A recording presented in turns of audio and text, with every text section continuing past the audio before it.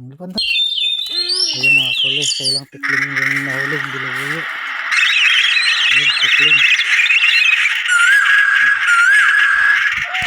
Ayun mga kulis. Pugo. Pugo siya. Pakawalan natin ito mga kauli. Ito ng pugo mga kauli. Oh. Ito yung nakuha sa ating sila. Kaya relax lang. Papakawalan kita sa labuyo lang yung sabak ko.